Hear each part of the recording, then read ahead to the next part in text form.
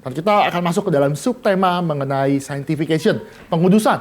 Kita dibenarkan dan akhirnya kita dikuduskan. Dan kita belajar di dalam satu bagian, yaitu di dalam Roma 7. Kenapa sih kita masih struggle, kita masih struggling di dalam yang namanya dosa? Untuk itu mari kita berdoa minta pertolongan Tuhan di dalam pemberitaan firman Tuhan pada sore hari ini. Mari kita berdoa. Allah Bapa kami yang bertata dalam kerajaan surga, kami mengucap syukur karena boleh Tuhan panggil di dalam PA Pemuda pada sore hari ini.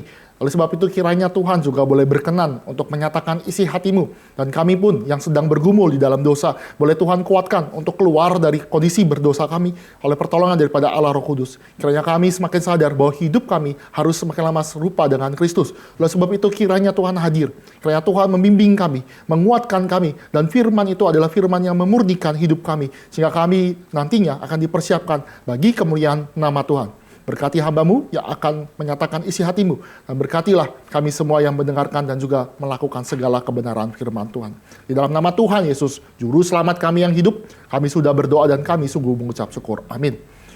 Teman-teman sekalian, ini ada istilah yang sebenarnya sudah di-broadcast kepada teman-teman sekalian. Itu ada istilah namanya simul justus et peccator. Teman-teman ada yang tahu apa artinya? Berarti nggak baca broadcast, nggak berasa caption. Simul justus et peccator. Apa artinya? Wah, berarti kurang semangat ya Rifan ya. Apa? Simul itu apa? Gampang. Simul itu simultan. Simul justus itu apa? Benar. Et itu apa? Dan nah, udah mulai lihat contekan ya. And et peccator. Peccator itu artinya adalah berdosa. Jadi artinya apa? Secara simultan saat bersamaan kita ini benar dan sekaligus itu berdosa. Berdosa. Apa maksudnya? Jadi Martin Luther di dalam pemikiran dia berkata bahwa kita di saat yang bersamaan tuh adalah orang berdosa. Sekaligus kita juga adalah orang kudus, orang yang benar. Sekarang kalau saya tanya kepada teman-teman sekalian, siapa di sini orang kudus? Siapa yang di sini orang kudus? Angkat tangan. Oh. Ya, oke. Ini agak susah ya. Orang yang susah ya, kalau kudus itu mengacu kepada tempat kan kurang apple to apple ya. Walaupun nanti kita belajar ada something pergeseran makna. Siapa di sini yang berani berkata kalau saya ini adalah orang kudus? Kita adalah orang kudus, orang yang benar. Vera ya, banyak struggling kayak dalam hidupnya ya. Oke, terima kasih yang sudah angkat tangan. Ya, kalau kita dikatakan apa kita orang benar, orang yang kudus, jawabannya iya. Loh, kok bisa? Padahal masih banyak yang salah. Nah, kita harus mengerti di dalam pandangan kita, reform, kita kenal di dalam yang lalu ada justification, pembenaran. Artinya kita declare. Di dalam hadapan Tuhan kita dideklar benar. Kenapa? Karena pekerjaan Kristus. Kita dideklar. Allah menyatakan kamu ini benar. Karena apa? Karena Kristus sudah menggantikan segala kebenaran diimputed kepada kita semua. Sehingga kita dipandang benar oleh karena ketaatan daripada Yesus Kristus itu sendiri. Tapi sekali lagi, masuk ke dalam bagian kita. Kok kita masih bergumul dalam dosa? Kok kita bisa masih melakukan dosa ini? Masih bergumul. Masih yang namanya ada bergumul di dalam dosa. Apakah saya benar-benar adalah orang yang benar? Apakah saya orang yang dilahir kembali oleh kebenaran Kristus? Atau jangan-jangan saya enggak? Itu pertanyaan eskatologi, eksistensial di dalam hidup. Loh, saya ini masih bergumul. Nah, kalau bisa dilihat ya, kalau gosip itu dosa gak sih? Dosa ya? Dosa ya? Benar ya? Kita masih percaya itu gosip, terus biasanya ngomongin di belakang, dosa ya, itu masih valid ya. Terus kalau misalkan makan terlalu banyak, dosa kan ya? Enggak ya? Tergantung ya. Kalau eating too much sih ya, itu dosa nggak? Serakah dosa ya, bener ya? Serakah dosa. Terus kalau rakus ya, tapi eating too much itu rakus ya. Rakus dosa nggak? Dosa ya, semua bilang dosa semua ya, dosa. Tapi kadang-kadang kita masih melakukan ya. Jadi saya orang benar atau orang yang, nah inilah dibilang katanya ada pergumulan. Atau kalau dalam pekerjaannya, kadang-kadang di Indonesia tuh ada yang sedikit nyebelin. Take credit, mengambil kredit dari pekerjaan orang lain. Pernah nggak mengalami seperti itu? Kita kerja capek-capek, sampai pikirin semuanya. Terus lembur, dulu belum ada ChatGPT sih. Jadi lembur tuh mikir, tiba-tiba pekerjaan kita diambil kredit, dibilang itu pekerjaan dari pekerjaan dia. Padahal yang kerja capek-capek kita. Pernah nggak? Pernah mengalami ya? Atau jangan-jangan saya pelaku? Kita pelaku. Pelaku idenya diambil, kita curi idenya, kita melakukan suatu pekerjaan yang tidak benar. Atau di dalam kampus, yang sudah ini ada jurnal atau apa, diambil, dicontek. Itu dosa. Hal yang kecil sekalipun, kita harus sadar bahwa itu adalah hal yang berdosa. Saya percaya bahwa merokok dan juga alkohol, sampai mabuk, itu adalah berdosa. Malas juga berdosa. Malas berdosa ya. Malas berdosa. Jadi semua itu, makin lama kita harus makin punya. Bahwa di atas semua yang saya sebutkan itu bukan cuma error. Bukan karena, sudahlah, ini ibaratnya bukan error ya. Kalau di dalam zaman sekarang itu bukan, kalau bahasa kerennya itu kan unik ya. Unik. Atau bahasa sekarang ini adalah agak lain. Orangnya ada agak lain gitu ya. Jadi, spesial need enggak juga ya, kayak nggak seperti itu. Nah, kita mau mengatakan bahwa segala sesuatu yang kita kerjakan itu semua itu adalah berdosa, dan kita harus tahu semakin lama ketika kita berkata bahwa di dalam konsep seperti pengudusan harus dimatikan yang namanya dosa itu sendiri. Di hadapan Allah yang suci, kita nggak boleh main-main, maka segala sesuatu harus disucikan. Nah, ini saya sudah jelas di sini, di slide mungkin sudah lihat aja ya, di dalam slide ini saya sudah katakan. Saya melanjutkan, kenapa sih sesuatu yang kecil-kecil itu harus dimatikan? Karena Allah kita suci. Teman-teman, siapa di sini yang pernah masuk rumah sakit karena sakit, bukan karena kerja ya? Sakit ya, sakit kan? Pernah ya, pernah masuk rumah sakit ya. Nah, saya pernah masuk ke ICU. Teman-teman tahu ICU? Nah, itu kan pasti lebih, yang namanya lebih intensif. Kamar yang lebih intensif, perawatannya pun lebih banyak monitor, ada semuanya, rekam jantung, itu semuanya juga dikontrol. Teman-teman, untuk bisa besuk sembarangan, tempat tuh nggak bisa sembarangan kan? Pernah nggak? Pernah mengalami? Nggak bisa kan ya? Nggak bisa, harus ada prosedurnya. Bahkan pakai baju khusus. Pakai baju yang misalnya baju yang udah steril. Kenapa? Karena kalau ada yang tidak steril, ruang ICU itu menjadi terkontaminasi. Atau bayangkan ya, teman-teman beranggapan sebagai dokter bedah. Sebagai dokter, apalagi dokter bedah, hal yang utama yang harus ada di dalam kedokteran adalah sterilisasi. Itu saya dokter gigi.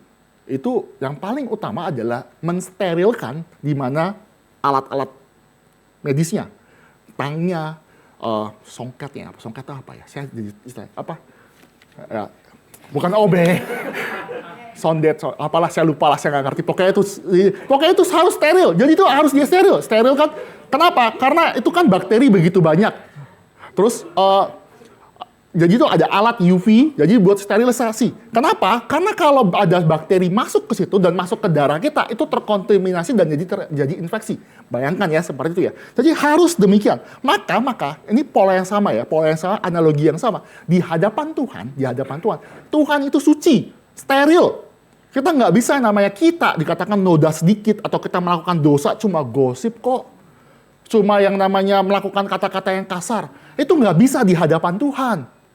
Itu nggak bisa dikatakan, oh sudah, yang penting saya malas-malasan, saya nggak mengganggu orang lain, saya kan malas buat diri saya sendiri. Saya pesta pora, mabok juga nggak mengganggu, saya di rumah, saya di kosan nggak ngapa-ngapain. Enggak, di hadapan Tuhan jelas sekali bahwa kita tidak boleh sembarangan. Harus steril, harus kudus. Kenapa? Karena Allah itu kudus. Maka kita juga mengerti ya, di dalam melakukan dosa, Tuhan memberi penjelasan kepada kita. Dosa itu sebenarnya dosa ya. Kita kadang-kadang berbuat dosa itu, saya percaya dosa itu ada satu. Kadang-kadang, kelihatan ya, teman-teman kelihatan ya. Dosa itu karena, mungkin ya, karena ketidaktahuan. Misalkan, teman-teman yang bisa bawa motor, bawa mobil, nggak pernah main ke Cikarang atau ke Jababeka. Ternyata ada lambang verboden, tahu ya verboden. Kita nggak tahu, maka kita nggak sadar lewati jalan itu dan akhirnya kita melanggar. Itu terjadi karena ketidaktahuan. Oke, karena ketidaktahuan. Atau karena kebingungan. Bingungan. Nah, gitu ya. Kebingungan. Contohnya misalkan, di dalam penjelasan misalkan ada jalan yang forbidden. Tapi di satu sisi boleh satu arah. Bingung kan? Ada instruksi yang seperti nggak jelas. Ini boleh putar balik nggak? Tapi ini terus forbidden. Tapi di sini kalau nggak putar balik, kesananya susah. Bingung. Maka kita akhirnya lawan arah atau kita melanggar lalu lintas. Itu terjadi apa? Bisa karena ketidaktahuan, bisa karena kebingungan. Tapi yang saya highlight adalah yang ketiga. Biasanya dosa karena yang ini nih. Rebel. Karena sudahlah, nggak ada yang lihat, polisi nggak ada. Sudah lewat aja. Ya sudahlah, kalau misalkan yang namanya terjadi kesalahan, kan nggak ada yang tahu. Kan aturan dibuat karena untuk dilanggar ya. Sudah, langgar aja. Nah ini, ada penjelasan tidak boleh lawan arah. Sudahlah, lanjut aja. Nggak ada yang tahu. Aman kok. Bolos aja. Lawan arah. Nah, kita mesti melihat di dalam perspektif dosa ini. Kita tahu, masalah utama di dalam nanti kita bahas, itu bukan masalah ketidaktahuan, karena kita ada hukum Taurat. Bukan karena kita kebingungan, karena Tuhan juga berikan hikmat di dalam dunia. Tapi masalah utama yang ini adalah sikap untuk melawan Tuhan, rebel. Emang di dalam diri kita ada rebel, ada kemampuan untuk melawan Tuhan dan mau melawan Tuhan dan senang melawan Tuhan. Senang. Maka ini poin selanjutnya sebelum kita masuk ke dalam penjelasan bahwa di dalam hidup kita, Calvin itu memberikan penjelasan kepada kita bahwa di dalam anugerah, Tuhan berikan kita double, duplex, double, ganda, double anugerah. Artinya orang dibenarkan sekaligus juga dikuduskan. Tidak ada bisa, oh saya benar, saya nggak bisa hidup kudus, nggak bisa. Itu adalah anugerah satu paket, benar paket ya. Terima pembenaran, pasti terima pengudusan. Kalau kita percaya ada pengudusan, berarti kita sudah terlebih dahulu dibenarkan. Dua hal ini harus ada. Calvin mengatakan ini satu di dalam union with Christ, di dalam namanya dipersatukan dalam Kristus. Nah, saya lanjut sedikit supaya kita masuk ke dalam Roma 7. Ini saya juga menjelaskan di dalam PA umum ya. PA umum teman-teman saya membagi dua aja ya. Di dalam PA umum saya juga membahas di dalam sanctification dan temanya sama di dalam PA pemuda. Pertama adalah, teman-teman tahu ada pembenaran dan pengudusan. Kelihatan ya, pembenaran dan pengudusan. Pembenaran dan pengudusan itu adalah anugerah Tuhan. Tetapi ada perbedaan. Nah, di sini ada perbedaan-perbedaan. Secara definisi pembenaran ada declare. Allah mendeklar seorang benar karena iman kepada Kristus. Tapi pengudusan ada proses. Proses kekudusan, proses pertumbuhan setelah dibenarkan. Ada proses, beda ya. Kalau namanya justification atau pembenaran, satu kali, tak, kamu dideklar benar. Tetapi pengudusan itu proses. Nah, maka di dalam sifatnya, satu kali, permanen, dan tidak dapat kembali. Pengudusan itu bersifat seumur hidup. Sampai kita bertemu dengan Kristus. Kita akan diproses Tuhan, dikuduskan Tuhan, dibentuk Tuhan. Dan masing-masing orang, ini saya meng-highlight ada pengalaman subjektif. Kenapa pengalaman subjektif? Karena masing-masing orang pertumbuhannya, pengudusannya berbeda. Ada yang bergumul di dalam bahasa-bahasa yang kasar. Ngomong kasar, semakin bangga, semakin hebat, semakin ngomong binatang keluar semuanya seneng banget, sampai semua di status bangga. Tapi ada juga yang bergumul di tempat lain. Masing-masing pergumulan beda. Cowok katanya punya wanita, tahta, dan harta. Pintar. Teman-teman pintar semua. Ternyata jangan-jangan yang dipakai oleh cewek-cewek untuk nyerang cowok. Itu kadang-kadang ya, di dalam iblis menggoda kita. Dan kita juga di dalam pergumulan, di dalam bertumbuh di dalam anugerah Tuhan, bertumbuh di dalam pengudusan. Iblis mungkin serang pertama di tahta. Kebanggaan kita diserang. Ada yang gagal. Ada yang pride-nya, kerjaannya tuh kayak diserang itu kalau misalnya marga atau kebanggaan itu diserang, itu marahnya minta ampun dan bahkan bisa melakukan dosa. Tapi ada juga yang cuek, sudahlah, tahta tuh nggak perlu dipertahankan. Tapi iblis nggak tinggal diam. Dia pakai cara lain, yaitu apa? Dia pakai uang, harta. Dia pakai harta. Ada yang bergumul di dalam harta, ada yang bergumul nggak dalam harta. Maka judi online sama pinjaman online tuh yang ilegal, itu marak. Kenapa? Lihat ada orang, wah kayaknya kaya banget, maka dia mengejar mengejar harta. Atau misalnya ada wanita, seksualitas, keinginan mata. Lihat, masing-masing orang ada pergumulannya dan masing-masing pertumbuhannya berbeda. Tidak ada rumus. Nggak ada yang katakan, oh Alkitab tuh jelasin seperti, tidak dijelaskan secara rumus. Bagaimana orang kiat-kiat. Hanya ada prinsip di dalam Alkitab yang membuat kita bisa berjalan berdengar yang namanya pengudusan. Oke ya, saya lanjutkan sedikit lagi. Di bagian ini, penyebabnya semua itu adalah anugerah. Di baris ketiga, penyebab semuanya adalah karena anugerah. Sama juga karya Roh Kudus adalah anugerah. Jadi anugerah karya Roh Kudus yang ini. Yang terakhir adalah peran manusia. Sebelum saya lanjut slide, itu peran manusia. Di sini ada istilah namanya monergism. Mone itu, teman-teman tahu mono ya. Apa artinya mono? Monokotil, dikotil, mono. Mono itu satu. Artinya apa? Bahwa di dalam keselamatan, terutama di justification, itu adalah pekerjaan daripada Allah sendiri. Tidak ada andil manusia. Tetapi di dalam namanya sanctification, pengudusan, itu ada namanya sinergism. Apa itu? Ini adalah dua, bersinergi. Antara Allah plus manusia. Maka sering sekali di dalam bagian-bagian Alkitab, nanti kita akan lihat, sering sekali itu ada ayat-ayat Alkitab yang seolah-olah tuh kita tuh dikuduskan. Contoh ya, teman-teman buka di dalam 1 Petrus. Ayo kita buka Alkitab, 1 Petrus. Saya baca ayat pertama, teman-teman baca ayat 2. 1 Petrus 1, ayat 1 dan 2. Saya pertama, teman-teman 2. Dari Petrus, Rasul Yesus Kristus kepada orang-orang pendatang yang tersebar di Pontus, Galatia, Kapadokia, Asia Kecil, dan Bitinia. Ayat kedua.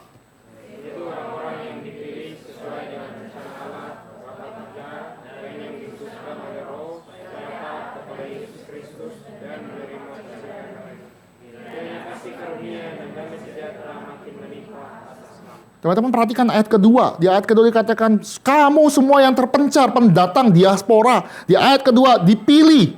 Dan juga di bagian selanjutnya dikatakan, kamu yang dikuduskan oleh Roh. Kalau dikuduskan berarti pasif. Artinya apa? Allah yang bekerja. Allah yang memampukan kita sehingga kita bisa dikuduskan. Artinya ada pekerjaan Roh Kudus. Kita pasif. Dikuduskan, teman-teman ngerti ya dalam bahasa tata grammar.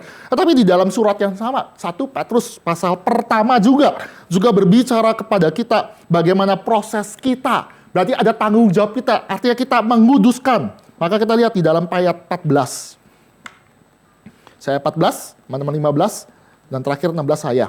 Saya 14, hiduplah sebagai anak-anak yang taat, dan jangan turuti hawa nafsu yang menguasai kamu pada waktu kebodohanmu. Ayat 15.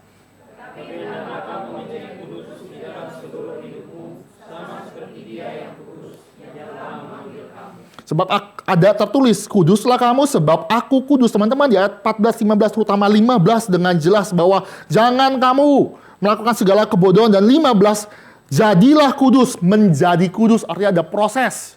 Teman-teman, jadi dalam hal ini, artinya sinergisme terjadi. Dikuduskan, berarti ada pekerjaan Allah kepada manusia. Tapi ada manusia juga mengusahakan. Itu namanya proses pengudusan. Jadi nggak bisa bilang, kenapa ya saya masih bergumul dalam dosa? Ya karena saya tidak diberikan anugerah Tuhan. Nggak bisa.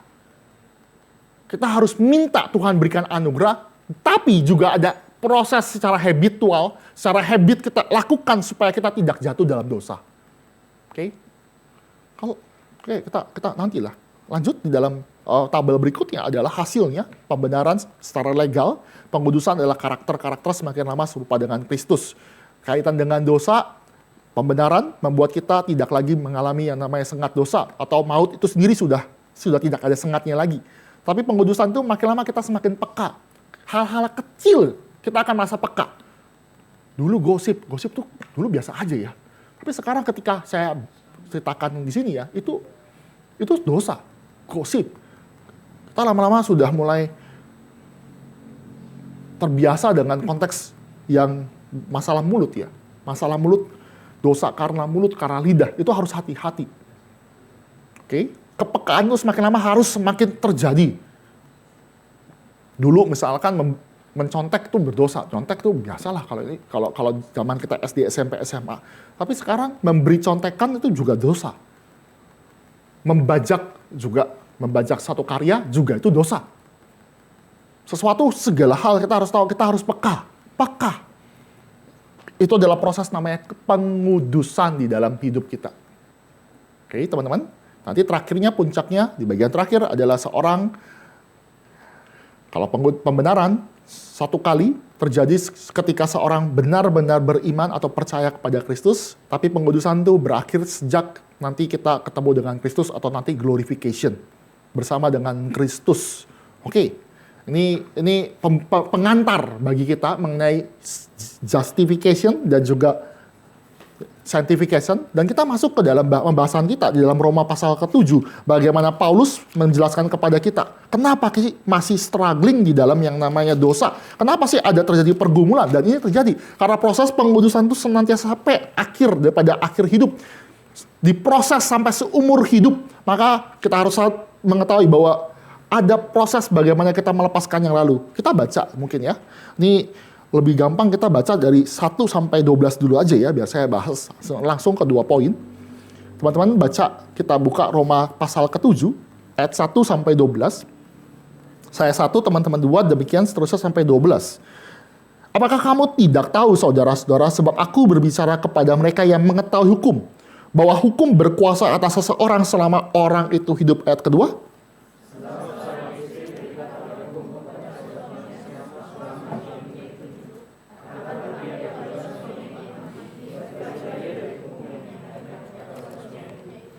Jadi selama suaminya hidup, ia dianggap berzina kalau ia menjadi istri laki-laki lain. Tapi jika suaminya telah mati, ia bebas dari hukum. Sehingga ia bukanlah berzina kalau ia menjadi istri laki-laki lain.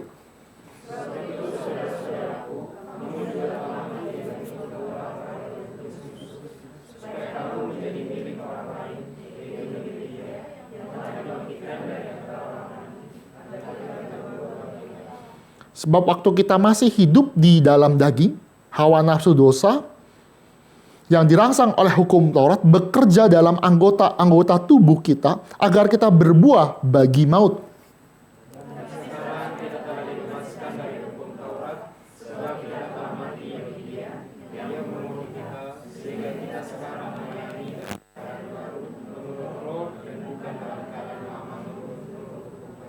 Saya rasa stop sampai sini dulu, sampai 6, 1 sampai 6, biar kita lihat aja satu persatu lebih baik. Ini slow di dalam hal ini. Nah, Paulus mau menceritakan ada yang namanya Taurat atau dikatakan hukum. Hukum, ini adalah kata penting yang terus diulang-ulang, bahkan dari ayat 1 sampai 14 tuh ulang tuh mengenai namanya hukum. Dan kita akan belajar bagaimana ilustrasi daripada Paulus kepada yang namanya kita semua. Bagaimana hubungan Taurat, hubungan hukum di dalam yang namanya kita dibenarkan di dalam Tuhan, dan kita bertumbuh di dalam anugerah Tuhan. Maka di dalam ilustrasinya itu, Paulus menggunakan contoh pernikahan. Teman-teman, sudah clear sekali ya, bahwa di dalam seseorang yang menikah terikat dalam hukum. Kalian belum bisa bayangkan ya? Ya, bayangkan aja dulu ya. Seorang menikah, seorang ini anggap aja laki-laki, Naja menikah. Ini ada love-nya lah ya. Ini bukan sama gender ya. Ini saya nggak usah gambar. Kasih rambut. Oke. Jelek amat ya. Oke lah. Nah, di dalam penjelasan ilustrasi yang dipakai oleh Rasul Paulus kepada jemaat di Roma, dijelaskan bahwa mereka berdua karena hukum, berarti pernikahan, ada sivil gitu, mereka terikat. Maka seorang suami atau istri itu terikat. Mereka tidak bisa melakukan namanya suatu tindakan yang perzinahan. Kalau salah satunya itu melakukan perselingkuhan atau melakukan suatu hubungan seksual dengan yang lain, maka dikatakan itu adalah suatu perzinahan. Perzinahan, dosa. Jadi misalkan kalau laki-laki, dia itu melakukan suatu hubungan seksual, dia berselingkuh, maka dikatakan dia ini terikat oleh hukum. Begitu juga sebaliknya. Kalau perempuan juga melakukan suatu hubungan seksual di dalam pernikahan, di luar daripada kekasihnya, maka itu terjadi perzinahan. Tetapi Paulus mengatakan, kalau misalkan mati, jadi konteksnya adalah mati itu laki-laki. Ini mati. Maka hukum itu sudah tidak berlaku lagi. Dia bebas, karena di dalam janji nikah, kita dipisahkan, yang sudah menikah ya, dipisahkan dari kematian. Artinya kalau ini meninggal, dia udah jadi janda. Bayangkan, ketika dia jadi janda, ketika dia ini mau menikah lagi, dibolehkan. Dia tidak terikat lagi sama yang namanya si laki-laki yang pertama itu, suaminya. Dia diperkenankan boleh menikah. Nah, di dalam ilustrasi daripada Paulus, sama. Seperti kita ini sudah mati. Kita ini sudah mati karena hukum Taurat. Kita mati karena hukum Taurat. Berarti hukum Taurat itu sudah lepas daripada kita. Ingat ya, tadi kalau udah mati, berarti pasangan kita sudah bebas. Nggak bisa ngatur-ngatur. Kita ini sudah mati karena hukum Taurat, bagi Taurat. Mati bagi Taurat. Dan sekarang kita apa yang terjadi? Kita ini sekarang dihidupkan, jadi ini mati ya. Kita ini dihidupkan di dalam Kristus. Yesus mati dan bangkit. Oleh sebab itu kita ini menjadi pasangannya lagi di dalam Kristus. Dan Kristus sebagai pasangan kita. Anugerah. Teman-teman nangkep maksud saya ya. Jadi nggak bisa suaminya atau pasangannya, istrinya ini melihat dia sudah mati. Dia nggak terikat. Udah nggak terikat karena kematian. Oke, teman-teman. Oke, yang ilustrasi lebih inilah ya. Lebih gampang ya. Yang udah pacaran ada ya. Yang pernah pacaran pernah ya. Pernah. Yang ingin pacaran juga ada ya. Nah, kalau misalkan pacaran tiba-tiba ya, bukan tiba-tiba lah. Nggak mungkin tiba-tiba. Putus gitu. Terus itu jahat juga tuh, dia bilang mantannya meninggal. Jangan gitulah. Putus misalkan putus ya. Putus. Oke, putuskan. Kalau itu putus, ternyata contoh lah Bruce aja deh, Bruce contoh paling gampang. Bruce, putus. Kamu suka sama siapa kamu?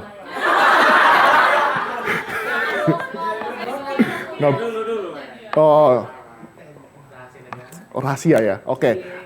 Bruce misalkan dia udah punya pacar, ternyata putus. Ternyata pacarnya itu pacaran lagi. Ternyata pacaran lagi, misalkan ya, pacaran lagi. Jadi pacar kamu siapa? Namanya Bunga ya, Bunga, tiba-tiba pacaran. Kalau kayak gitu, Bruce sebagai mantan pacar boleh gak ngatur-ngatur Bunga lagi? Misalkan bilang si Bruce, Bunga, kamu lupa ya, kita pernah pacaran loh. Coba dong, kamu balas-balas WhatsApp saya, lainan, kita Discord apa-apa. Kamu sukanya apa? IG-igan. Terus ada fenomena saya juga kurang tahu ya, nggak suka juga ya. Sleep call, apa sih saya? Kayak, apalah gitu. Tapi, iya, sleep call bisa. Kan, kalau udah mantan nggak bisa kan tuntut begitu kan. Lu siapa gitu, bener ya? Masih relate ya, kalau pernikahan kurang relate ya. Sama, kalau misalkan kita berkata bahwa kita ini dulu terikat karena hukum, kita ini terikat oleh hukum, kita terikat. Tapi permasalahannya kita sudah mati bersama-sama dengan Kristus. Kita sudah mati. Ketika Kristus mati di atas kayu salib, dia mengajak semua yang percaya kepadanya mati. Karena dosa-dosa, jadi mati, terikat. Dan juga di dalam Kristus juga kita dibangkitkan bersama-sama dengan Kristus. Artinya kita sudah selesai dengan hubungan yang pertama, yaitu Taurat. Yaitu yang namanya hukum Taurat. Dan hukum Taurat itu tidak menyelamatkan. Maka setelah kita dibangkitkan, maka kita mempersembahkan diri kita kepada Kristus. Clear ya? Jadi kita lepas. Ini saya next slide aja. Ini poin selanjutnya saya nih. Oke, sorry. Kita mati bagi Taurat dan dibangkitkan bersama dengan Kristus. Jadi kita sudah tidak bisa lagi diikat oleh namanya diikat oleh namanya Taurat. Kristus sudah menjadi pasangan kita dan kita hidup bagi Kristus. Oke. Dan di dalam konsep ini, Paulus mau menjelaskan kepada kita dengan jelas bahwa kondisi ini adalah kondisi manusia yang sudah percaya. Jadi peristiwa ini adalah peristiwa orang yang sudah percaya, berarti dia sudah harus meninggalkan namanya dosa-dosa, meninggalkan hukum-hukum Taurat yang tidak bisa menyelamatkan. Oke ya. Dan orang yang sudah selamat akan menghasilkan buah pertobatan yang benar. Saya lanjutkan di dalam ayat, ini poin teman-teman nangkep ya, ilustrasi ini ya. Maka dia melanjutkan ke dalam poin berikutnya. Lalu apakah hukum Taurat itu dosa? Nah, dia jawab, mari kita lanjutkan membaca ayat 7 sampai 12. Ayat 7 teman-teman lanjutkan kita sampai 12. Jika demikian, apakah yang hendak kita katakan? Apakah hukum Taurat itu dosa? Sekali-sekali tidak. Sebaliknya justru oleh hukum Taurat, aku telah mengenal dosa. Karena aku juga tidak tahu apa itu keinginan. Kalau hukum Taurat itu tidak mengatakan jangan mengingini. Ayat 8.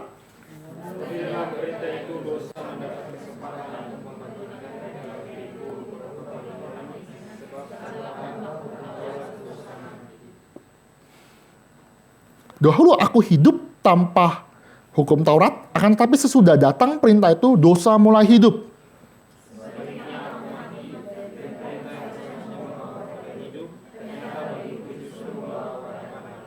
Sebab dalam perintah itu dosa mendapat kesempatan untuk menipu aku dan oleh perintah itu ia membunuh aku.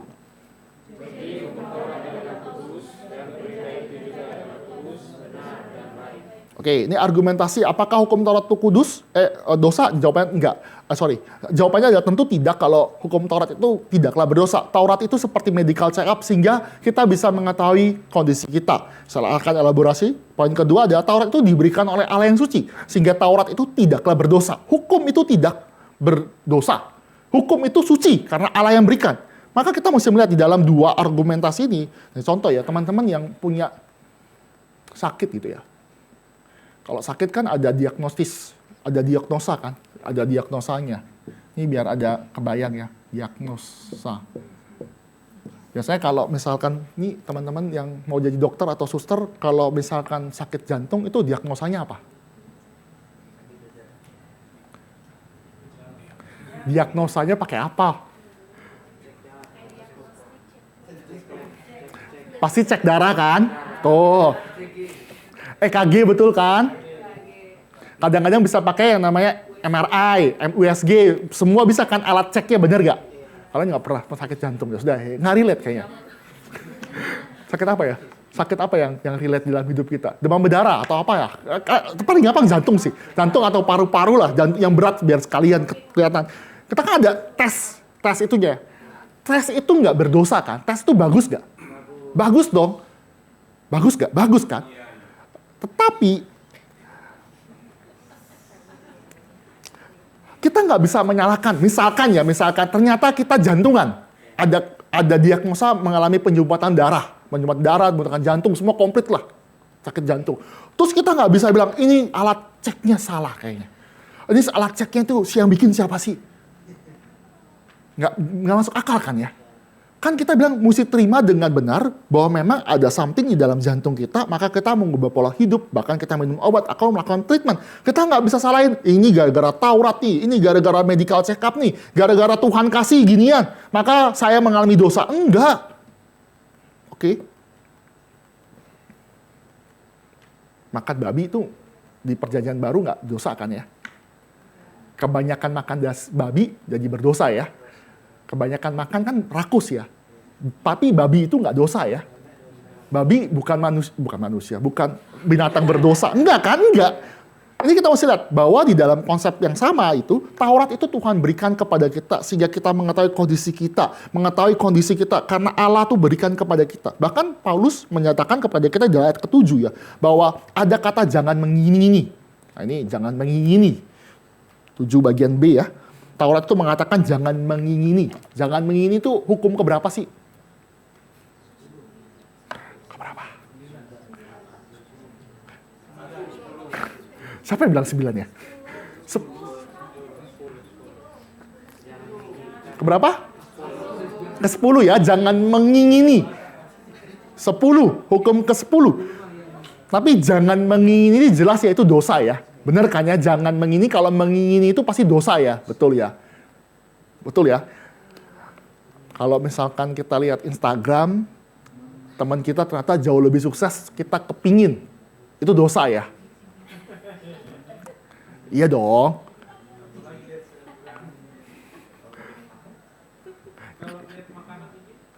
Ya, dalam konteks tertentu boleh, tapi kalau misalkan mengingini sampai mau mengambil, mau seperti itu dosa, ingat ya. Ya, nanti ujung-ujungnya dari mengingini kan jadi mencuri, jadi membunuh, semua komplit. Kan abis, teman-teman, ada di kisah Alkitab, gara-gara mengingini bunuh orang. Siapa itu? Sabut, semua banyak. Ya, itu yang kamu sebutkan benar semua. Pertama ada Daud. Daud itu ngapain Daud? Dia mengingini si Bathsheba. Dia pengen menjadikan istri. Akhirnya apa? Dia melakukan suatu tindakan membunuh suami sahnya si Uria dengan konspirasi.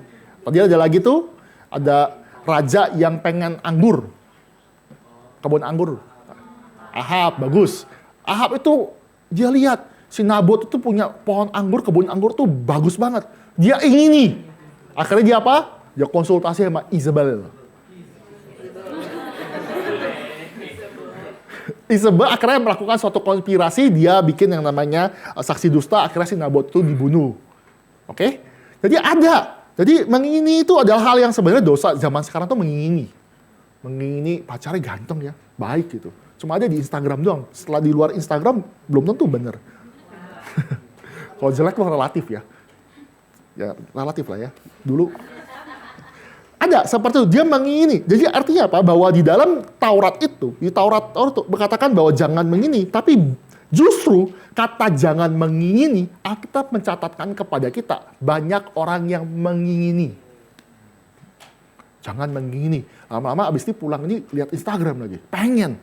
Nah, justru di dalam tubuh keberdosaan ya, kita justru dibuahi karena keinginan itu, karena dosa itu. Maka makin berbuah di dalam konsep daripada Paulus, karena makin lama berbuah. Tapi Taurat itu tidak berdosa. Taurat itu benar. Dia membuktikan bahwa memang di dalam natur kita yang berdosa ini sering sekali mengalami yang namanya keinginan yang tidak benar. Ada juga. Dosa pertama kali itu adalah dosa di surga. Ketika malaikat mengingini, mau, pengen menjadi Allah. Sama kan, Adam juga sama. Hawa juga pengen menjadi seperti Allah. Pengen. Teman-teman, kalian pernah iri sama seorang, pernah iri sama seorang presiden nggak? Nggak pernah ya. Kalian pernah iri sama seorang, ya apa ya, artis K-pop gitu, K-drama itu nggak pernah iri nggak? Teman-teman pernah kepikir nggak? Pernah kepikir nggak kenapa kita ini iri?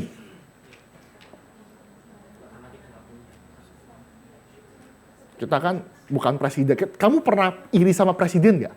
Kita kan nggak jadi presiden kan? Oh, anak.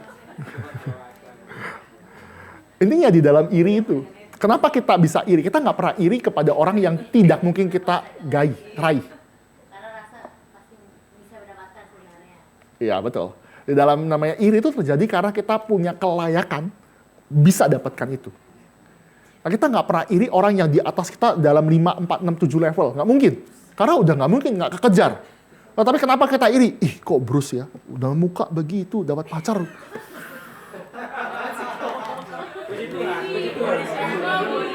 Oh, kan begitu ya? Saya dong seharusnya bisa dapat lebih layak. Kenapa? Karena kita lihat saya ini jauh lebih layak daripada orang lain. Contoh lagi dalam pekerjaan. Ih, kok dia dapat pekerjaan lebih baik daripada saya? Padahal saya IP-nya lebih tinggi. Saya layak mendapatkan. Iri, mengingini itu terjadi kenapa? Karena kita merasa diri layak. Padahal kita tidak sadar dalam diri kita. Yang harusnya kita dapatkan adalah upah dari dosa. Murka Allah. Lupa. Paulus mengatakan di dalam jelas sekali. Ketika Paulus tuh pengen melakukan suatu kebenaran. Dia pernah jadi teroris. Dia pergi ke Damaskus. Mau pengen membunuh daripada orang-orang Kristen kan. Akhirnya apa? Tuhan datang, mengapa Paulus kau menganiaya aku? Yesus datang mengatakan itu. Terjadi. Dia mau melakukan hal kebenaran, ternyata dia blunder. Dia mau mengingini sesuatu yang dianggapnya baik, tapi kita tertipu. Nah inilah dikatakan di dalam ayat 8, 9, 10, 11. Paulus mengalami seperti itu, dia tertipu. Dia melakukan apa yang tidak dipikirkan, nanti juga ada kesaksian hidupnya. Nah, maka kalau kita menggali lagi sebelum saya lanjutkan, ini dalam slide selanjutnya. Ada namanya keinginan daging. Kata daging itu, sarx itu diterjemahkan daging, itu adalah 3 meaning. Nah, saya jelaskan saja. Ini, jelasnya. Teman-teman di dalam tata bahasa itu ada meaning yang berbeda-beda. Contoh tadi kudus itu kan 2 makna ya. Kudus itu artinya status, bisa juga kudus itu kota, betul ya? Betul kan? Ya, benar ya. Atau kita coba ya. Siapa di sini yang suka anjing?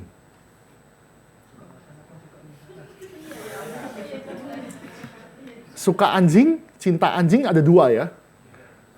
Suka dalam keadaan hidup, dan suka di dalam keadaan mati. Maknanya beda ya. Jadi di dalam tata bahasa itu ada arti kata ditentukan dalam konteks. Ngerti ya? Contoh lagi, misalkan kata seri. Itu bisa banyak meaning ya. Apalagi banyak kata-kata yang lain. Seri itu bisa seri, sama, seri, gigi seri. Banyak meaning ya, tergantung konteksnya, betul kan ya?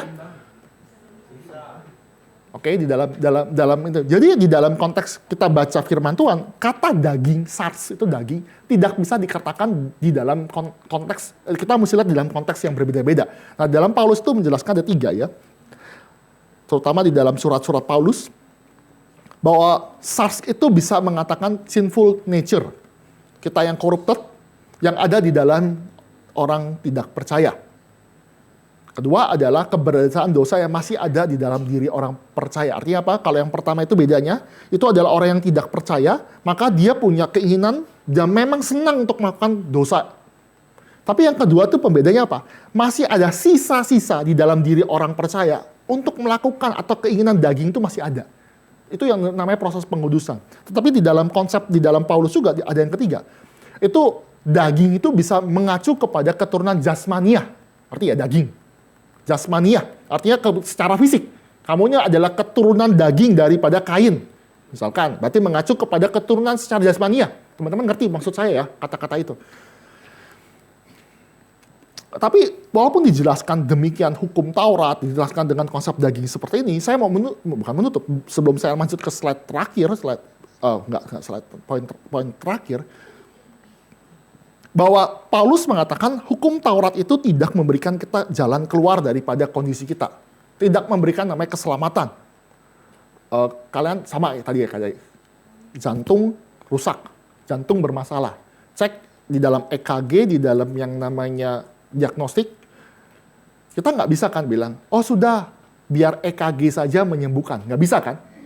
Nggak bisa biarkan melakukan suatu tindakan USG untuk melihat atau cek darah itu menyembuhkan.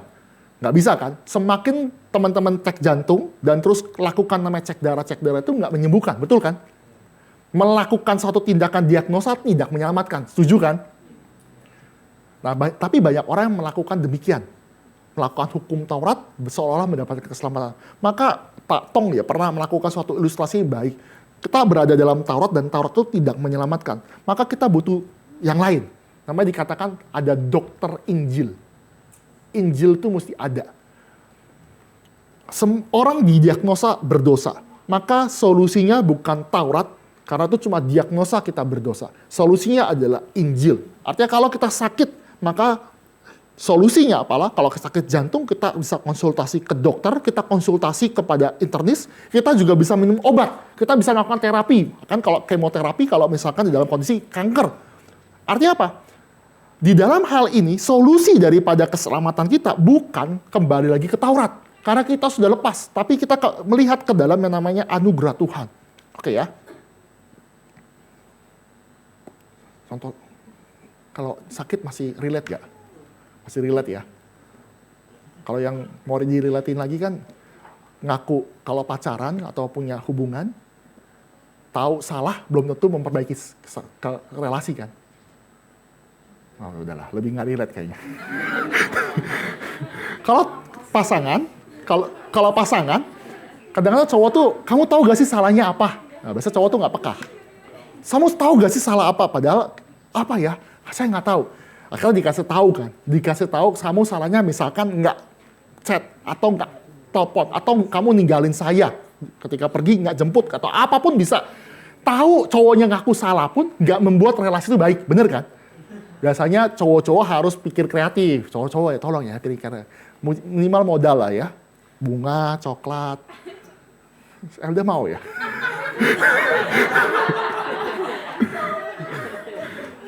Kan itu bisa memperbaiki relasi. Ngaku dosa pun belum tentu, malah memperkeruh. Udah, kamu udah... Sudahlah, saya nggak lanjutkan lah ya. Oke, poin selanjutnya kita baca lagi lah ya. Ini bagian poin terakhir sebelum kita ada penjelasan lebih detail lagi. Kalau ada waktu, kita masih ada waktu. Kita baca juga ya, bagaimana pergumulan dari Paulus. Ini kita baca 13 ya, 13 sampai 25, biar kita dapat clear. Saya 13, teman-teman lanjutkan, kita sampai ayat terakhir. Jika demikian, adakah yang baik itu menjadi kematian bagiku? Sekali-sekali tidak. Tetapi supaya nyata bahwa ia adalah dosa. Maka dosa mempergunakan yang baik untuk mendatangkan kematian bagiku, supaya oleh perintah itu dosa lebih nyata lagi keadaannya sebagai dosa. Ayat 14.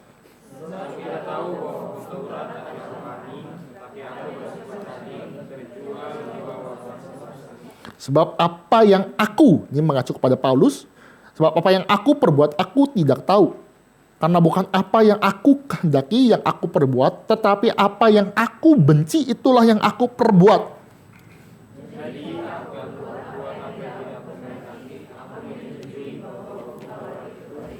Kalau demikian bukan aku lagi yang memperbuatnya, tetapi dosa yang ada di dalam aku.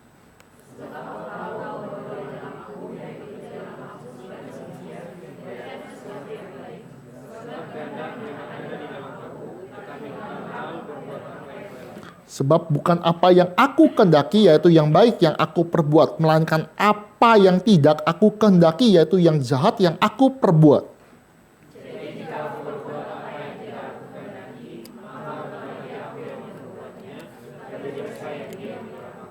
Demikianlah aku dapati hukum ini. Jika aku menghendaki berbuat apa yang baik, yang jahat itu ada padaku. Tetapi di dalam anggota-anggota tubuhku, aku melihat hukum lain yang berjuang melawan hukum akal budiku dan membuat aku menjadi tawanan hukum dosa yang ada di dalam anggota-anggota tubuhku.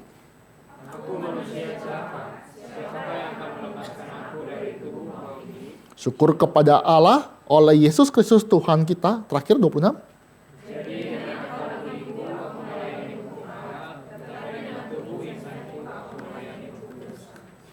Pusing ya. Ini kayak apa ya? Ini Paulus lagi ngapain? Sepertinya skizofrenia. Skizofrenia tahu ya? Jadi dia bisa berubah, bisa delusi. Ini apa sih? Aku mau melakukan sesuatu yang ku kehendaki, ternyata nggak bisa. Malah aku yang tidak ku kehendaki, malah aku lakukan. Ada something. Ini adalah kondisi bagaimana Paulus yang sudah diregenerasikan. Memang ada banyak pandangan, tapi saya mengambil pandangan yang tradisional, konvensional, bahwa ini mengacu kepada Paulus yang sudah diregenerasikan, tetapi masih ada sisa-sisa keinginan daging. Masih ada kehendak-kehendak yang lama. Sehingga dia katakan, aku mau melakukan yang tahu yang benar. Tapi kadang-kadang saya melakukan, Paulus itu katakan melakukan yang jahat, melakukan yang salah. Itu terjadi dalam orang hidup percaya. Maka kita dikatakan kita struggling di dalam dosa.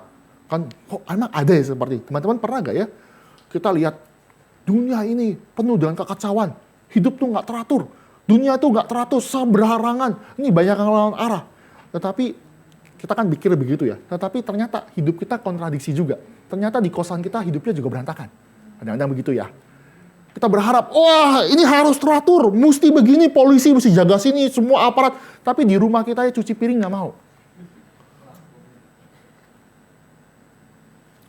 Oke. Atau yang relate lagi. Jangan. Teman-teman tahu kan kalau orang yang ke gym biasanya nge-gym kan buat olahraga ya. Betul ya? Tapi banyak juga yang ke gym itu sampai ke sana malas olahraga, main handphone doang. Ada kontradiksi. Mau pengen masuk ke situ, pengen nih maksudnya, aduh gue udah punya niat nih sampai ke gym. Sampai di gym, akhirnya enggak, cuma posting doang. Saya sudah di gym. Sudah. Artinya apa? Di dalam hidup manusia kadang-kadang suka terjadi namanya kontradiksi.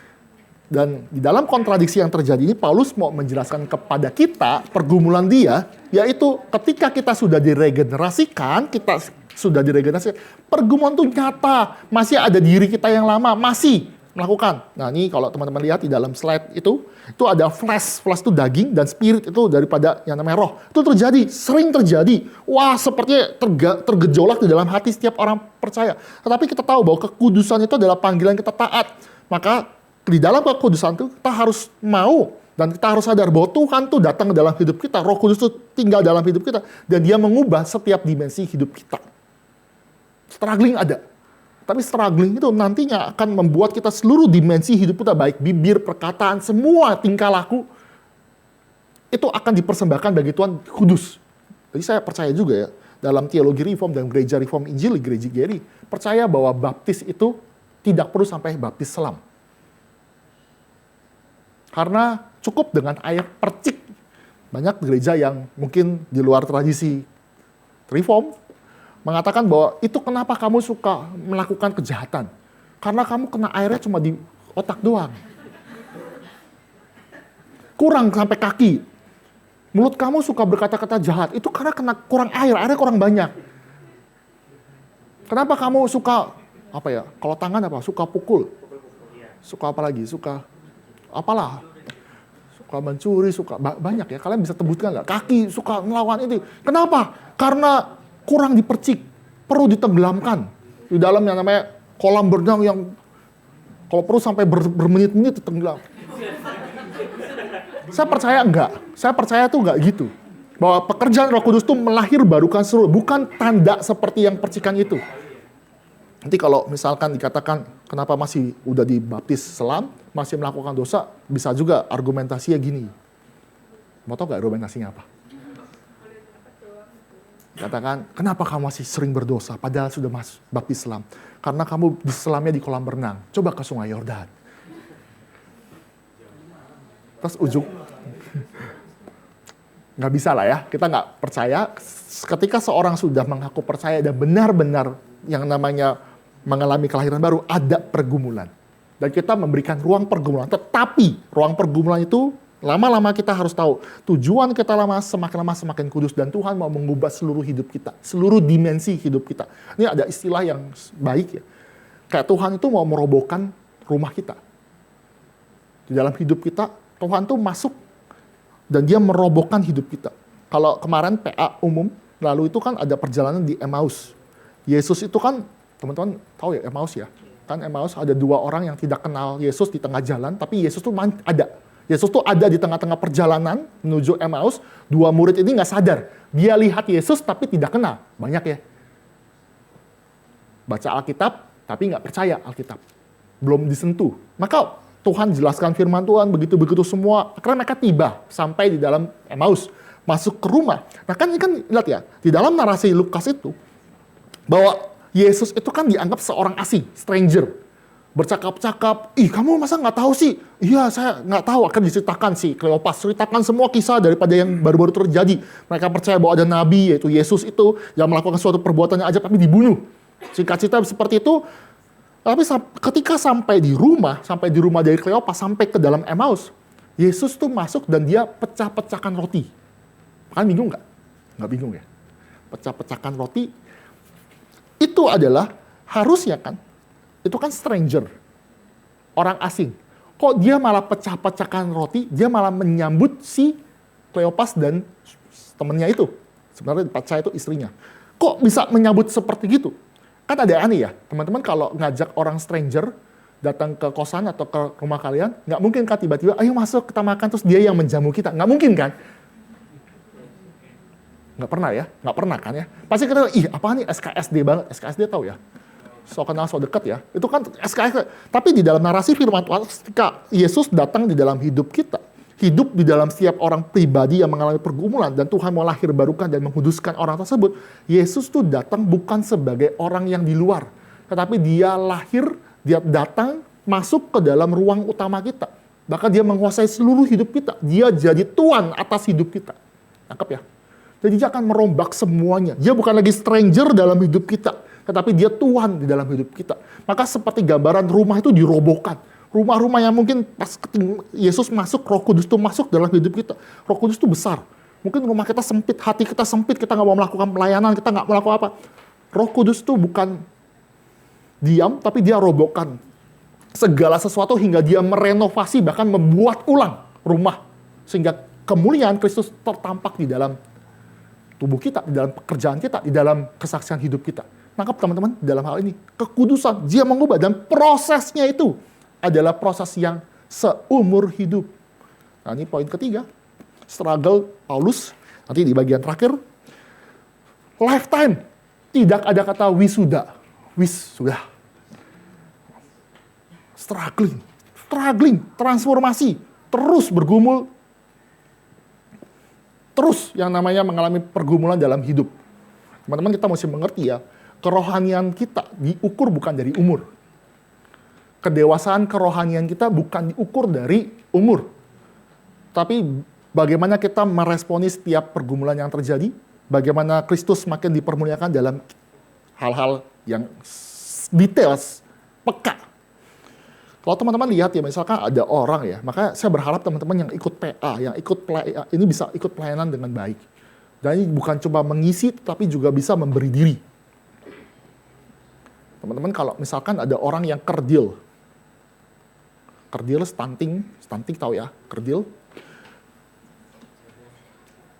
Terus biasanya kan muka orang dewasa, jenggotan, brewokan, kumisan, seperti seorang dewasa, tapi tubuhnya kecil. Kita secara melihat seperti itu, kita tahu ada something di dalam perkembangan gizi, betul ya? Saya tidak ini saya hanya ilustrasi saja. Kita tahu ada problem di dalam kondisi dia. Sama di dalam yang namanya pertumbuhan rohani kita. Hati-hati. Banyak orang, banyak pikir, banyak ikut PA, masuk ke dalam otak doang. Tapi tidak punya hati untuk melayani. Di dalam namanya pergumulan, di dalam pengudusan, kita harus bisa masuk ke seluruh tubuh kita, seluruh tindakan kita, kaki, tangan, semua mulut dipersembahkan bagi Tuhan. Melakukan pekerjaan Tuhan. Bahkan sampai harus berkorban pun bisa. Itu namanya dewasa. Dewasa. Saya berantem. 2. Dibeliin 1 berantem. Dibeliin 2 juga berantem. Sama aja berantem. Karena apa? Karena mau mengambil semua. Pokoknya kalau kamu harus nggak dapet. Nggak ada yang namanya bagi 2. Nggak ada yang namanya. Lu sengsara, saya yang bahagia. Itu anak kecil. Tapi kita mesti belajar, anak saya mengajarkan untuk sacrifice. Bagi 2. Susah. Berbagi susah kan? Susah sekali, tapi kita belajar. Berbagi di dalam janji iman, dalam pelayanan kita. Susah, apalagi anak kosan. Makan pun sulit. Tapi kita belajar, itu bertumbuh. Ada pergumulan. Oh, tiba-tiba misalkan contoh di dalam pekerjaan. Kalau mahasiswa kan saya pernah lah, mahasiswa itu kan pergumulan paling besar itu masalah uang. Uang. Tapi kalau namanya untuk pelayanan apapun, kemana aja bisa, ya kan? Karena nggak ada kerjaan. Karena kan waktunya banyak, betul lah ya. Oh, jalan. Tapi Tuhan tuntut. Kamu bisa nggak pas mahasiswa mau merelakan yang paling sulit, yaitu uang. Kan bertumbuh ya di dalam itu. Tapi nanti kalau udah kerja, berbeda. Teman-teman di sini ada yang udah kerja, uang banyak, puji Tuhan. Puji Tuhan ya, pasti ada uang, pasti lebih banyak dari mahasiswa. Ya kita bersyukurlah atas hal itu. Tetapi masalah waktu sulit kan. Kerja dari jam 8, nggak jam 8 lah. Kalau masuk jam 8 berarti kerja dari jam 7. Saya pernah kerja itu dari Tangerang Selatan, Gading Serpong ke Cakung Cilincing, nggak kebayang ya. Oh gimana ya, 3 jam, 4 jam lah. Jadi saya mesti bangun jam 4:30, jam 5:30 ya, untuk kejar bus menuju ke Jakarta Selatan. Jam 6. Itu udah rebutan, teman-teman rebutan. Bener war. Rebutan. Sampai di sana, berharap jalanan lancar, sampai di sana kantor head office. Di jam 7 itu adalah shuttle menuju ke area gudang. Saya bekerja di gudang, Cakung itu ada pergudang. Ke situ. Jadi jam 7 sampai jam 8 itu ke sana. Pulangnya war juga. Jam 5 itu kalau nggak cepet-cepetan naik ke shuttle balik ke head office, itu bisa telat sampai 5:30 atau makin larut. Saya pulang rumah tuh sampai benar-benar sampai rumah itu sampai hampir jam 9. 8:30 sampai jam 9. Bayangkan tuh 12 jam pergi. Biasanya kalau sudah capek, apalagi naik kendaraan umum, naik motor juga sama sebenarnya. Itu biasanya udah nggak mau mikir, betul ya? Langsung tidur, capek banget. Pasti ada alasan, aduh sudahlah Tuhan, sudah capek. Saya nggak mau pelayanan. Tapi saat itulah di dalam pergumulan kita mau nggak cuma kasih uang mungkin ya, tetapi kita kasih diri kita, kasih namanya waktu kita untuk memikirkan pekerjaan Tuhan. Itu bertumbuh, struggling kan? Gak berharap nanti pergumulan makin dewasa, semakin dewasa, ya semoga pekerjaan makin sukses kan, biasanya udah kaya tuh, semoga ya. Amin lah ya, kaya, terus yang namanya udah kaya, terus biasanya kalau udah kaya kan udah nggak perlu kerja di kantor ya, udah punya kantor, berarti kan nggak perlu ya gini namanya ke kantor lah, bisa lebih bebas kan. Tapi ada pergumulan juga bagi orang tua. Biasanya pergumulan tuh kesehatan. Mau gak? Nah, makanya kalau teman-teman nanti siapkan diri melayani di NRTC. Itu 4 hari. Itu ada ibu-ibu, orang tua kita tidur. Tidurnya tuh, jangan berpikir tidurnya, aduh jangan saya spoiler ya. Sedikit ya. Tidurnya itu bukan kasur yang kalian Victoria udah tahu ya. Dia akomodasi. Tidurnya itu, seliter itu kasur tipis, matras tipis. Kalau saya tidur nyamping, sakit badan saya. Saya nggak bisa tidur yang lurus gitu, nggak bisa. Saya tidur lebih meringkuk. Jadi sakit, bergumul. Tapi di NRTC juga ada pergumulan bagi orang-orang tua ya, orang-orang tua yang mungkin susah badannya, susah tidur di situ. Tapi ada juga bergumul bagi teman-teman yang mungkin, itu 1 juta. Mahal kan? Mahal lah, saya juga itu mahal. Tapi berani nggak memberikan yang mungkin kita belajar bergumul, sacrifice. Ada juga yang dituntut cutinya. Itu diuji di sini. Gereja kita sedang diuji untuk naik kelas. Biar Tuhan memberikan yang namanya berkat yang melimpah. Diuji, cuti. Bayangkan 4 hari. Ya bersyukur kita Jumat libur nasional. Tapi kalau ada di tahun lalu, itu jatuhnya di hari biasa. Cuti 3 hari. Buat ngapain? Buat capek-capek pelayanan. Dan bukan capek pelayanan, tau gak ngapain? Ngurusin anak orang yang nggak tahu diuntung kalau pikir. Itu kan nyebelin, bener-bener nyebelin. Tapi itu namanya bertumbuh bagaimana pekerjaan Kristus, pekerjaan di dalam gereja itu ada yang lanjutkan. Bergumul, pengudusan, proses terjadi. Supaya nanti kita semakin lama semakin indah di mata Tuhan. Begitu. Maka syukur bagi Tuhan ya, pengharapan kita. Di dalam pergumulan itu, ayat terakhir adalah dikatakan bahwa syukur karena oleh Yesus Kristus Tuhan kita, Tuhan memberikan kita tubuh yang melepaskan kita dari tubuh dosa. Nanti, suatu saat nanti ketika kita bertemu dengan Kristus, kita sudah ini, pengharapan kita ada di ayat 25 dan 26. Kristus yang melepaskan kita dari tubuh celaka, dari old self, dari tubuh yang maut ini, tubuh yang membawa kita ke dalam kesulitan kita melakukan kehendak Tuhan. Ini syukur kepada Tuhan. Ini yang terjadi. Jadi, suatu kepastian. Ini suatu orang yang percaya, punya satu kepastian yang pasti. Bahwa kita akan mendapatkan tubuh kebangkitan. Oke? Orang percaya, kita yang benar-benar sungguh percaya, pasti mendapatkan satu kepastian, kita akan mendapatkan tubuh kebangkitan. Kita belum tentu bangun pagi loh. Belum tentu juga bisa bangun pada besok hari. Belum tentu kan? Nggak ada yang bisa jamin. Ini saya nggak menakut-nakuti, tapi memang fakta. Ada begitu juga. Ada yang mengalami yang namanya sakit. Ada yang hari ini ada pergumulan, besok kita sudah tidak ada lagi di dalam dunia ini. Ada. Tapi kepastian bagi orang percaya, bagi orang yang benar-benar percaya adalah apa? Bahwa kita mendapatkan tubuh kebangkitan. Kita dijamin oleh yang namanya Kristus itu sendiri.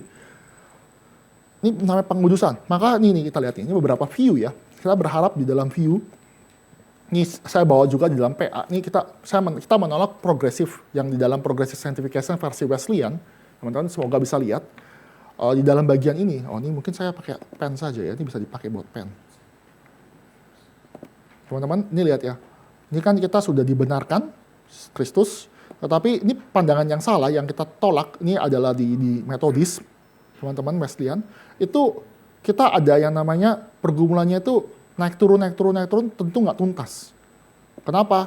Dan kita perlu namanya karya kedua dari karya kedua dari Roh Kudus. Ini kita tolak ya. Atau ini pengembangannya seperti ini.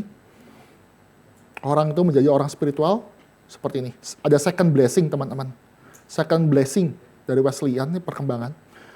Kenapa kamu masih melakukan dosa? Karena kamu belum dapat second blessing. Kenapa kamu belum melakukan pelayanan? Nanti di karismatik akan dijelaskan lebih lanjut lagi. Oke? Nah ini, oke ya. Ini juga sama. Kalau di Pentakosta, karismatik, pengudusan itu adalah dia dapat baptisan Roh Kudus dengan tandanya berbahasa roh. Jadi ada orang yang diselamatkan dapat pencurahan Roh Kudus. Ada pencurahan lagi Roh Kudus untuk orang-orang yang misalnya bergumul dalam pengudusan. Tapi ada juga pencurahan Roh Kudus untuk orang yang melayani. Jadi pencurahan Roh Kudus berkali-kali. Itu pengertian teologi. Oke ya.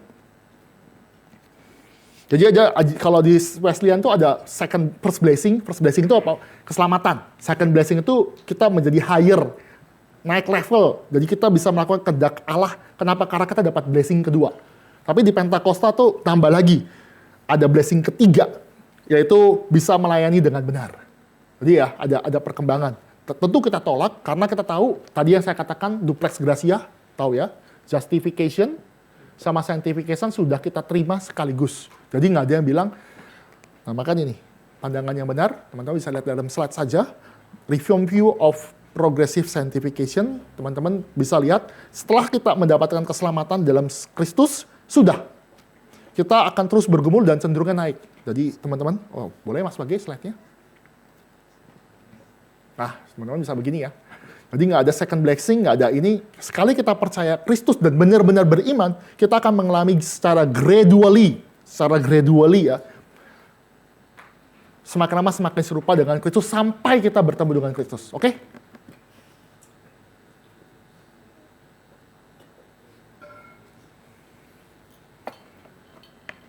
Oke, penutup. Why I still struggling with sin, penutup dari buku Sowat. Sebenarnya di bawah ada pertempuran dalam sisa old self kita dengan natur baru yang Roh Kudus berikan kepada kita. Nanti pengudusan kita bertemu dengan Kristus. Sudah, ini ingat ya, tadi grafiknya kita lama makin tinggi. Pengudusan kita semakin lama semakin gradualis, semakin sempurna, dan nantinya disempurnakan ketika ketemu dengan Yesus Kristus. Ini long time, lifetime, selama-lamanya. Bersifat pengalaman, tidak ada yang baku, masing-masing punya pengalaman sendiri. Nah, ini saya stop sampai sini mengenai jawaban mengapa kita sering struggle di dalam dosa. Berharap masalah dosa, masalah ini sudah mulai pelan-pelan kita mulai kikis ya, bahkan matikan. Oke? Apakah ada pertanyaan sebelum saya tutup dalam doa?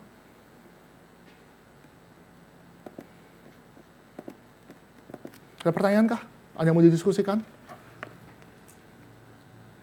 Teman-teman, kalau saya kasih disclaimer juga ya. Seorang yang berdosa tidak pernah akan bergumul dalam dosa. Ngerti gak maksudnya? Seorang yang tidak pernah dilahirbarukan, dia akan terus berdosa dan menikmati dosa. Bersyukurlah kalau kita sekarang bergumul di dalam dosa. Berarti ada pekerjaan Roh Kudus yang mau mematikan dosa kita. Orang yang berdosa, orang yang tidak pernah disentuh oleh pekerjaan Roh Kudus, akan senang melakukan dosa. Dan tidak akan pernah bergumul untuk melepaskan diri dari dosa. Kalau di hidup kita tuh ada pergumulan dan kayak seolah ada peperangan ya. Kayak peperangan kan dalam kayak film-film Disney kan, tiba-tiba muncul ting. Contoh Bruce ya. Tiba-tiba Bruce yang ada sayapnya tuh baik. Halo Bruce, jangan lakukan, nggak boleh. Kata komputer nggak boleh, kata firman Tuhan nggak boleh. Terus tiba-tiba ada Bruce yang tanduknya tanduknya 3, 4, 5, 6 banyak sekali. Terus kata, enggak, komputer nggak lihat, so tahu dia, udah lakukan. Nah kadang-kadang dalam hidup kita ada seperti itu. Dan kalau itu terjadi, bersyukurlah sama Tuhan dan kita harus berjuang untuk melakukan yang namanya yang benar. Berjuang. Jangan salahkan yang namanya, saya nggak tahu, saya sekali-sekali lah nggak apa-apa melakukan dosa. Enggak, kita berjuang mematikan dosa itu. Melatih diri kita supaya kita tidak melakukan dosa. Bagi yang bergumul dalam pornografi, jangan dekat-dekat dengan yang berbau pornografi. Yang lagi pacaran juga jangan dekat-dekat, berpengaruh. Berdekat-dekat bersama-sama nanti melakukan hal yang diinginkan. Kan kadang-kadang dibilang, oke lah ya, semoga baik-baik aja ya. Oke, jadi jangan memancing yang namanya, jangan memancing sesuatu yang tidak perlu dipancing. Kalau di tempat di mana kalian melakukan dosa, tempat di mana kalian berkubu, pasti jatuh, sudah jangan deketin. Kalau teman-teman lagi bergumul, contoh ya, secara praktika, ada yang suka minum miras. Kalau lihat miras, minuman keras, minuman apa, merek apapun, langsung ke-trigger. Sudah, jangan pergi ke situ. Gampang kan? Apalagi ya, kalau pacaran ya, jangan ke tempat gelap-gelap lah. Ajak temennya, ajak PA bagus juga sih. Ajak PA bagus juga. Emang walaupun membosankan tapi itu lebih benar. Misalkan yang kecanduan pornografi, ya sudahlah, jangan sendirian di kamar. Olahraga apa kek, ya walaupun ada distraksi. Kalau misalkan handphone kalian membawa ke dalam kecelakaan, stop. Ya, kadang-kadang kita perlu stop juga, dalam arti kan ya nggak usah isi paket data lah ya. Tapi demi namanya dosa. Mematikan dosa tuh pergumulan yang berat. Contoh-contoh praktisnya begitu ya. Jadi teman-teman jangan melatih tubuh kita siap melakukan pekerjaan Tuhan. Jadi jangan jatuh di dalam dosa, jangan habitnya tuh benar-benar diarahkan hal yang benar. Latih tubuhnya. Seolah-olah ini kayak motivator, tapi memang ini works kok. It's works. Ada pertanyaan? Silakan Rifan.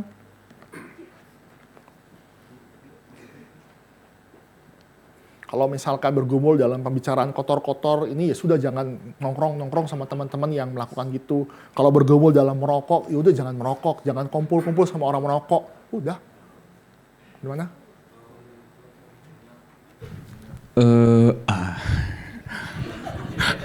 Gue mau nanya, tadi kan Koko membandingkan antara Wesleyan, Pentecostal, sama Reform kan? Ya. Penasaran yang bagian datarnya itu maksudnya gimana ya? Cuman itu aja sih. Kalau kita kan Reform kan tetap Tuhan membenarkan kita dan kita mendapatkan pengudusan. Nah, ini? Sementara tadi dan kedua denominasi itu tuh kosong gitu, lalu baru ada yang naik turun terus kayak gitu. Ya, kalau dilihat kan naik turun tuh seolah-olah tuh kayak kita tuh perlu pencurahan Roh Kudus berkali-kali sehingga tuh naik, kadang-kadang lupa nggak datang ke gereja, dosa lagi, terus ketika ini melakukan kejahatan balik lagi. Nah ini tolak ya. Kalau orang yang di dalam Kristus dia akan naik secara gradual, bisa jatuh ya. Bisa jatuh tetapi ada pengampunan. Kalau teman-teman mengalami pergumulan terus jatuh di dalam dosa, jangan lari dari gereja. Balik ke gereja. Karena tempat di mana Tuhan memberikan berkat tuh di gereja. Ada pergumulan berat, balik ke gereja. Walaupun gereja separah, senyebelin, seberat, tetap gereja di mana Tuhan pakai gereja untuk memulihkan kita. Teman-teman yang sudah dewasa juga tahu ada teman kita berdosa, jangan digosipin. Jangan dibikin dia baru selingkuh itu. Jangan duduk sebelah-sebelahnya. Sudah. Langsung kita broadcast. Nggak broadcast ya. Broadcast terlalu sadis ya. Inisial dulu ya. Enggak, kita enggak gitu ya. Justru kita menjaga dia supaya dia tidak jatuh dalam dosa. Itu belajar mengembalakan, belajar kita menjaga seperti itu. Jadi, oke, gimana Rifan? Yang bagian ini kok, dari salib, garis panjang gitu. Itu tuh artinya apa kok yang garis iya itu. panjang? Boleh Mas Pagi boleh kasih slide yang lagi. Ini contoh ya, ini kayak jauh banget gitu garis panjang. ya memang jauh. Makanya banyak nih. Atau Pentakosta lah, ya tiap Pentakosta. Kamu sudah terima Tuhan belum? Sudah. Oh, kamu sudah terima Tuhan, berarti kamu sudah dapat keselamatan. Tapi masalahnya, kenapa kamu pelayanan, kenapa kamu masih melakukan segala suatu dosa? Kamu butuh namanya baptisan kedua, pencurahan kedua. Biasa panjang. Panjang banget, baru akhirnya balik ke rumah, balik ke gereja, akhirnya dikasih blessing seperti itu. Oke? Oke. Jadi dia bisa terima Tuhan, misalkan contoh ya, terima Tuhan, ya, ini saya ada, ini ya. Terima Tuhannya di umur berapa tahun?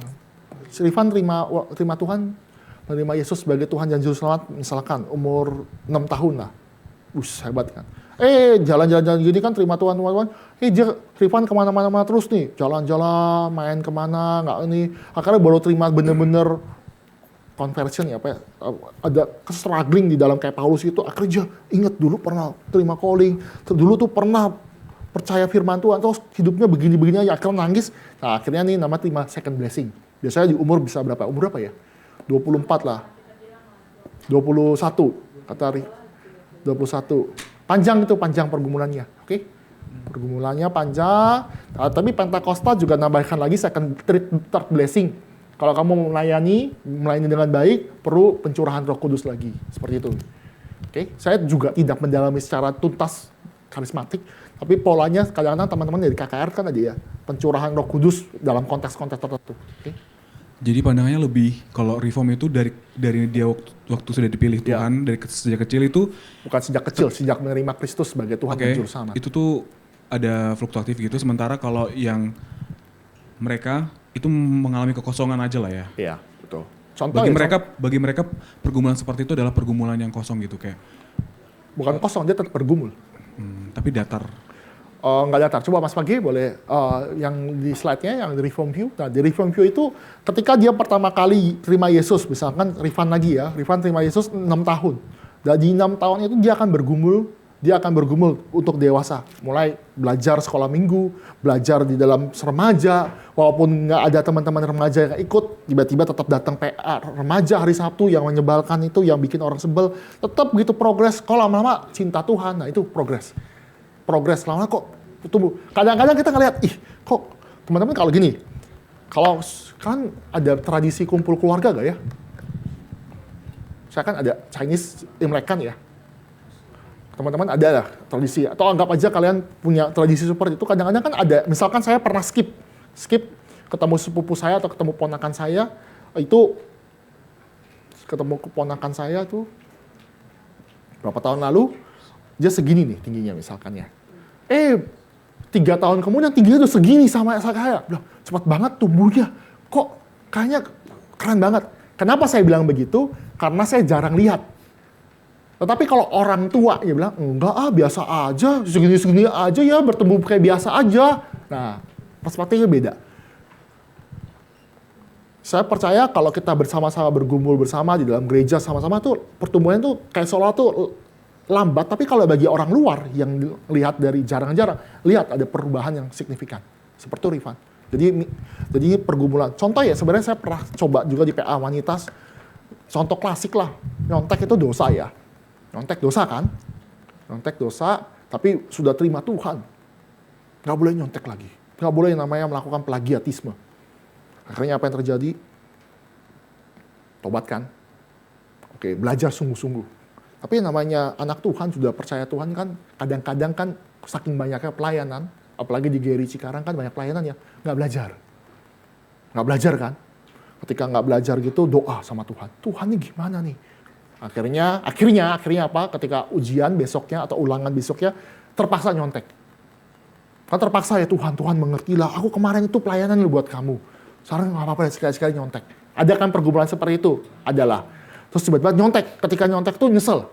Oke, saya akan komitmen, akan belajar sungguh-sungguh.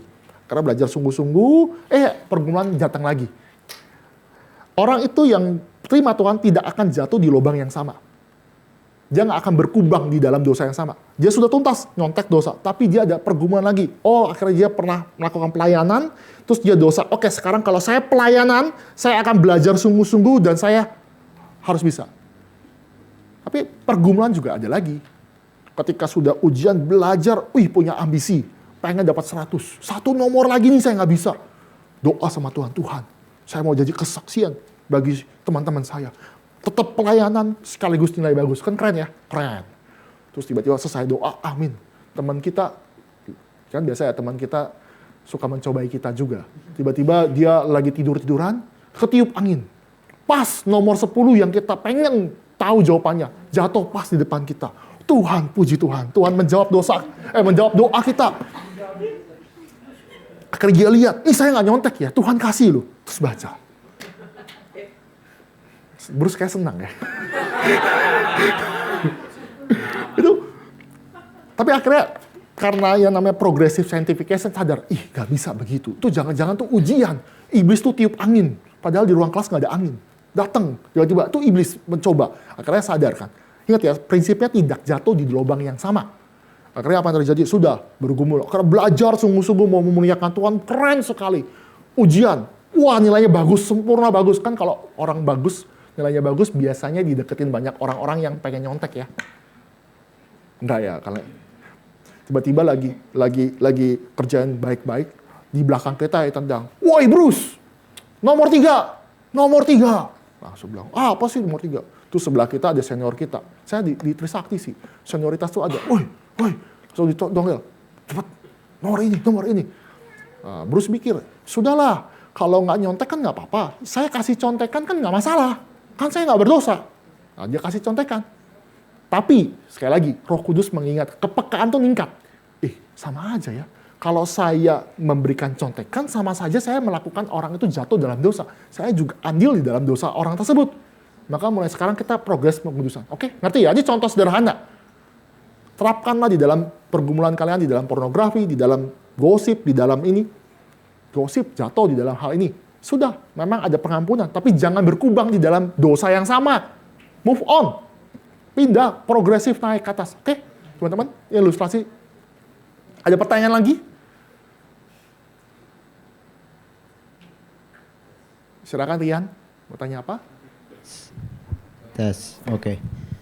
Jadi kalau maksudnya yang tadi nggak jatuh dalam lubang yang sama itu bukan maksudnya dalam konteks cuma dosa yang sama gitu ya, tapi juga maksudnya bisa saja dosa yang sama tapi dalam pencobaannya berbeda gitu. Betul. Kayak tadi contohnya mencontek, ya bukan selalu maksudnya kan dalam konteks tidak jatuh dalam dosa menyontek, dosa yang lain gitu, tapi bisa tetap aja dosa mencontek tapi konteks yang beda gitu, mungkin karena teman kah atau apakah gitu ya.